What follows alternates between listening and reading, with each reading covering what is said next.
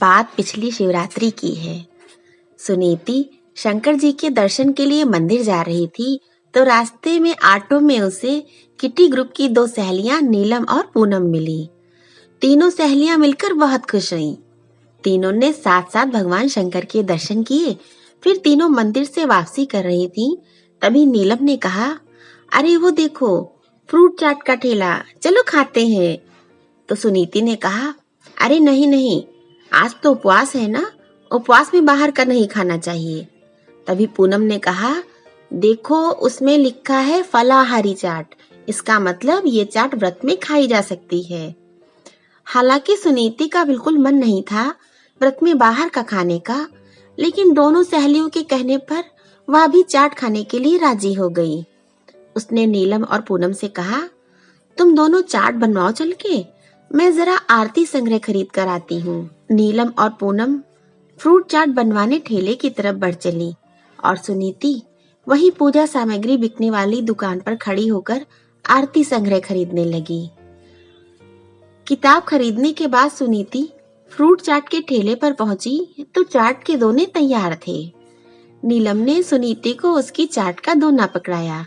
सुनीति ने मुस्कुराते हुए दोना पकड़ लिया और जैसे ही सुनीति उसमें फोर्क लगाकर खाने को हुई, वैसे ही उसकी नजर फ्रूट चाट बेचने वाले पर पड़ी।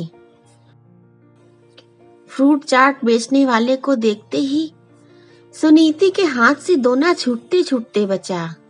उसे लगा कि उसका दिल 2 टुकड़ों में हो जाएगा। हे भगवान, ये फ्रूट चाट बेचने वाला तो मेरे घर बाथरूम साफ करने आने वाली चमेली का बेटा है। ये लड़का बचपन से अक्सर अपनी माँ चमेली के साथ मेरे घर आता रहा है। अब करीब 20 वर्ष का होने को आ गया है कि माँ चमेली बताती है कि उसके बेटे को ये बाथरूम सफाई वाला काम करने का मन नहीं होता है, वो कुछ और करेगा। ये सब बातें सुनीति के दिमाग में उछल कूद कर रही थी। उसका गला सूख गया। वो सोचने लगी, अब मैं क्या करूं? कैसे खाऊं ये फ्रूट चाट? सुनीति बहुत दुविधा में पड़ी थी, लेकिन नीलम और पूनम को उस चाट वाले के बारे में कुछ न पता था, तो वह मजे से खा रही थी। मगर सुनीति, उसे तो पता था कि ये कौन है। सुनीति के दिमाग में तूफान आया हुआ था, सुनामी चल रही थी। क्या करूं मैं?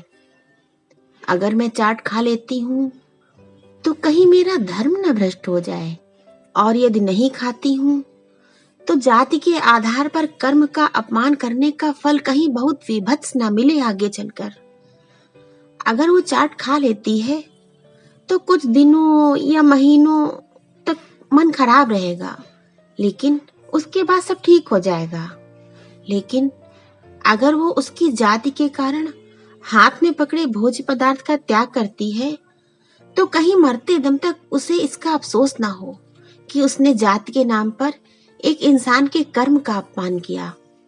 कहीं इसी अपराध बोध के साथ ही उसने संसार छोड़ दिया तो? नहीं, मैं आजीवन इस सोच में नहीं रह सकती। सुनीति ने एक पल के लिए अपनी आंखें बंद की और इसकी माँ मेरे घर बाथरूम की सफाई करने आती है, इसके हाथ का नहीं खाना चाहिए, ऐसे विचारों को एक एक करके शिव मंदिर के पास बहती गंगा मैया में विसर्जित कर दिया और भगवान शंकर का ध्यान करके भगवान शिव का प्रसाद समझकर हाथ में पकड़ी फ्रूट चाट खानी शुरू कर दी। जय भोले बाबा। तो शिव जी बिहान चले ताल की सजा के बाबूजी लगा के ना। तो शिव जी बिहान चले ताल की सजा के बाबूजी लगा के